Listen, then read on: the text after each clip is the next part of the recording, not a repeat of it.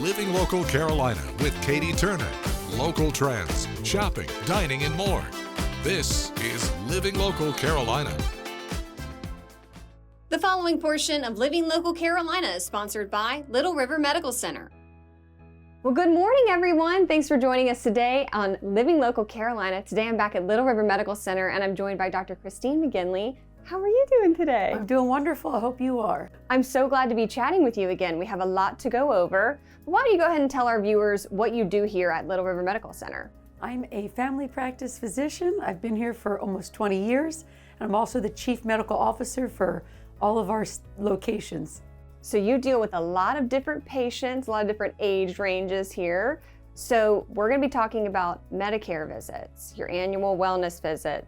What do our viewers need to know? So an annual Medicare visit is an annual preventative visit.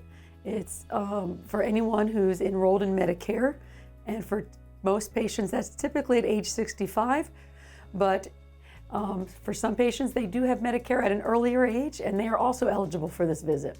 So why is this visit important? What are some of the things that you go over during it? This is very important because we discuss cancer screenings, including colorectal cancer, lung cancer, cervical, and breast cancer. We also discuss all the important recommended immunizations.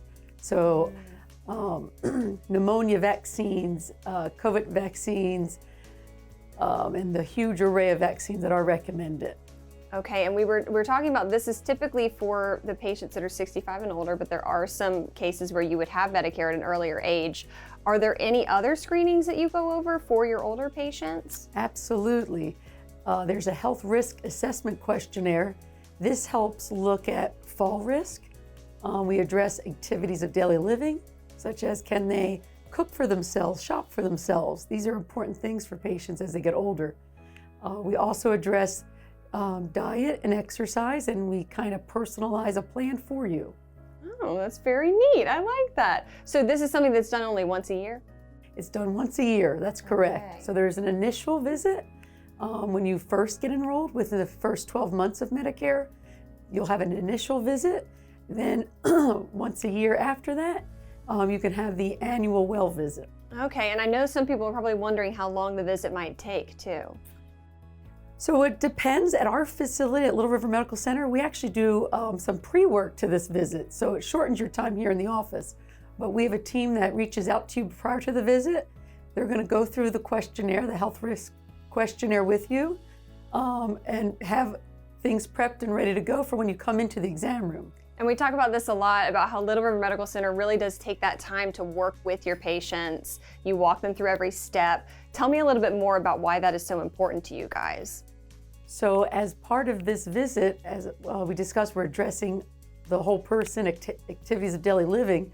If the patient doesn't have transportation, we offer transportation services to bring them to visits.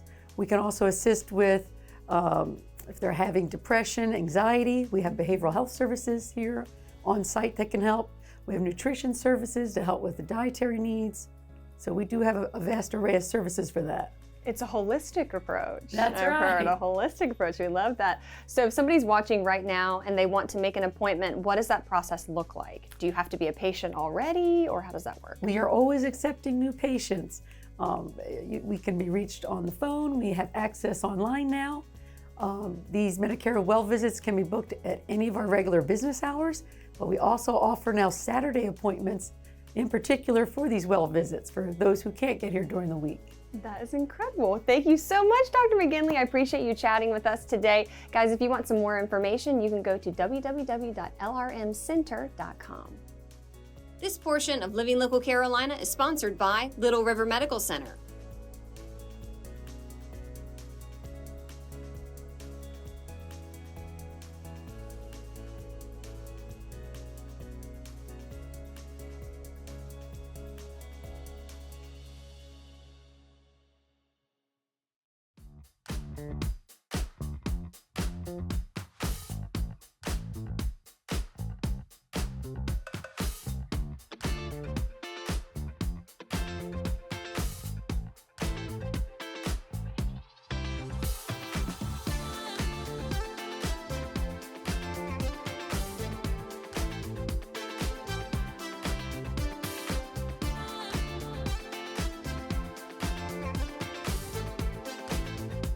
We'll be back right after this break with more Living Local Carolina.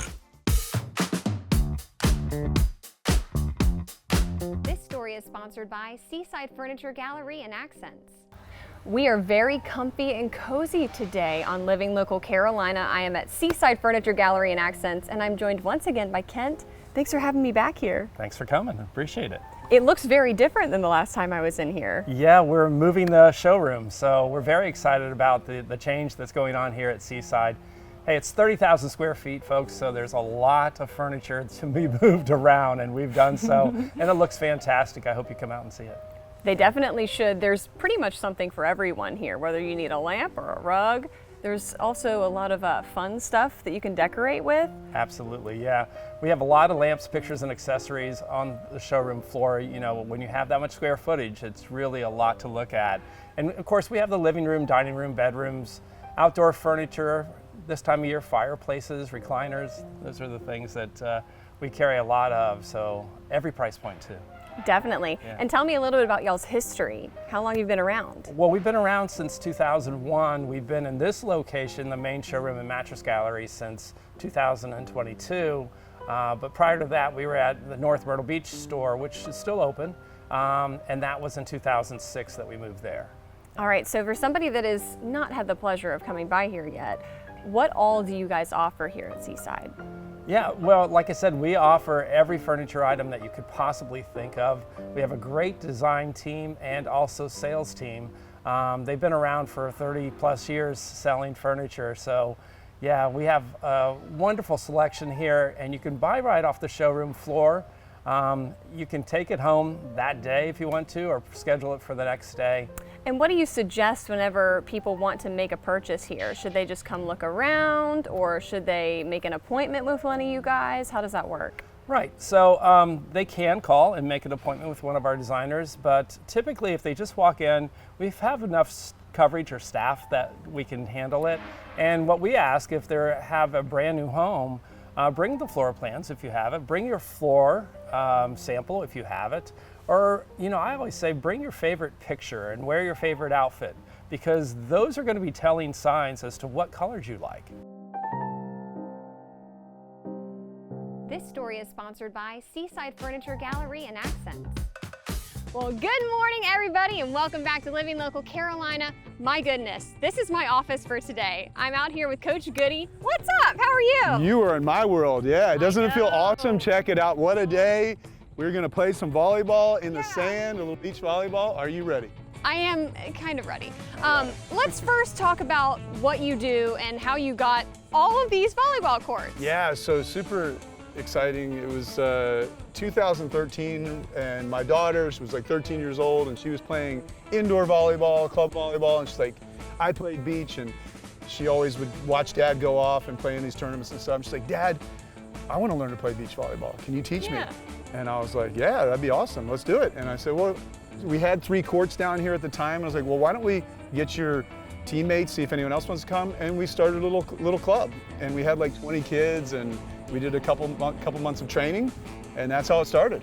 And it's grown to be pretty darn big now. It has. It slowly grew, and really COVID, surprisingly, is what helped it grow, because there wasn't a lot of things going on, but we were allowed to do beach volleyball, and I was kind of one of the first sports that kind of went back out and got the kids going. It was a little scary at first, but once everyone got out there, it was so exciting, and it just blew up. And the tournaments, we had more and more people coming here for the tournaments, and since then it's really grown more and more. So I it's love exciting. it. And you were saying that this is the kind of sport that's for everybody, you know, all levels, all ages. Yes. Why do you think that is? Yeah, because I mean, everybody kind of, oh yeah, I love volleyball.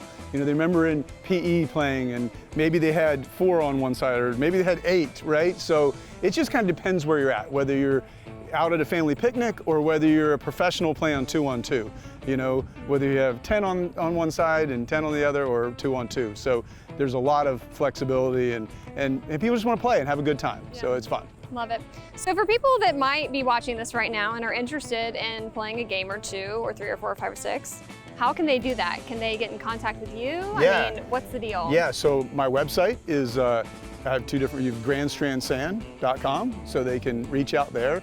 And then really, you just come out here. These courts are free to use to the public, so just come out and play. You know, you need a ball, you know, call some friends and get out here and get out and play.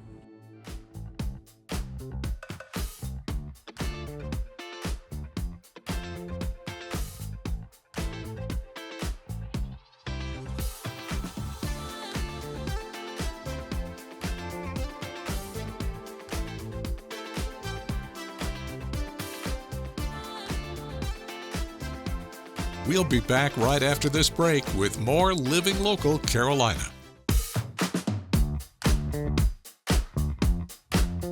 Well, thanks for joining us today on Living Local Carolina. I'm so excited to be rejoined by Quadre Stuckey. How are you doing? I'm blessed. I'm glad to be here. Nice to see you again. Thank you. Of course, of course. We've got a lot to talk about. He's obviously brought some stuff to show us today. But give me an update on what you've been doing for the last couple months. Well, I mean, life's been amazing. I've been doing my shows. I published a new book. I have new artwork. I also got engaged recently too, so that's new. That's exciting. And you know, I'm just getting ready for what 2024 has to bring and offer. So I'm excited for that too. And one thing I know about you is you do a ton of research. Yes. So that took a lot to go into this book, huh? Yes, it is. So this is my new book right here, Gullah Paintings 3. So inside the actual book, it's an art educational book for children. In the book, I actually talk about the history of Gullah. I also talk about, you know, the seafood culture, where we do a lot of shrimping, a lot of red rice, a lot of okra. I talk about a lot of the superstitions, like the bottle trees, the buhag, the haint blues. And I talk about the artwork, because a lot of people love my artwork. So I talk about the artwork and then the spirituality and the connections we have to Barbados and our architecture. So this is a very good book to add to your collection if you don't have a book collection.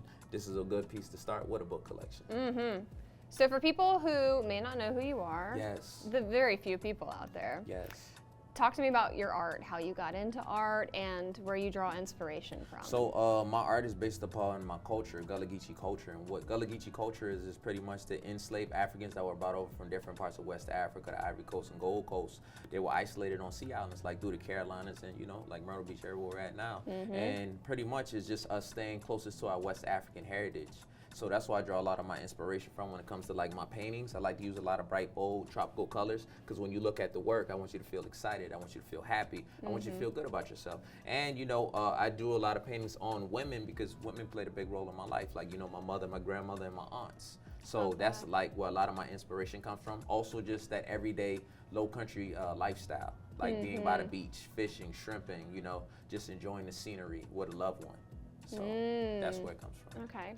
So when you were finding inspiration for your book, doing the research, was there anything that you've learned along the way that kind of shocked you or surprised you a bit? Yeah, so there was certain things that I didn't know about certain superstitions. So for example, like we have something called like the buhag that rides you at night when you're asleep and you can't move. So really scientifically it's called when you sit there and you can't move but you're awake. Yeah, sleep paralysis. It's happened to me before. But our name for it is buhag. So that's just kind of like the translation when it comes to our culture to scientifically they're calling it sleep paralysis. So that was something, you know, that kind of stuck out to me, showing how close those things kind of, you know, combine and come together. I've been visited by that before. Ooh, it's pretty scary. It is. You're up, you can't move. It's like you're in a scary movie, a horror flick. Yeah. Yes. Okay, tell me about the bottle trees. I don't know the superstition behind that. So what you put blue bottle trees in your yard. The reason why is it sucks in the evil spirit. So let's say like if a hag tries to come and get you, instead of getting into the house, you know, to put you in that paralysis, it'll actually go into the blue bottle tree and then it gets locked in there. And then when the sunlight comes out in the daytime, it'll actually burn up in the sun. And then sometimes, like, people say they hear superstition of, like, it whistling outside. That's really like the wind hitting the bottle at a certain angle, and it's sounding like the buhag was captured inside of it. Spooky. Yes. Interesting. All right, we have to talk about sweetgrass baskets, of course. Definitely. Huge, huge, huge. Yes. All across the Low Country and here in the Grand Strand. Always, yes. So I had to bring in one of sweetgrass Beautiful. baskets. Yes. Beautiful. So what the sweetgrass basket actually consists of is sweetgrass, bulrush, pine needle, and then it's an old West African sewing tradition that we still carry today. And if you can notice, each sweetgrass has its own specific pattern and design on it. And then it was used traditionally to transport rice, fruits, vegetables, and sometimes sewn tight enough it could transport and hold water. Because they're very strong.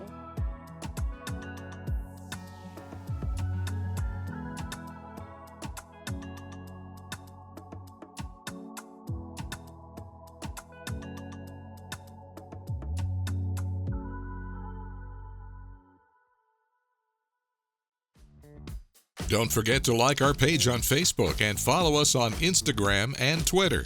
How to use the QR code. Just open the camera app on your smartphone, iPad, or tablet. Point your device at the QR code so the QR code appears on your screen. Your device will recognize the QR code and show you a notification. Click that notification and you'll come to our website.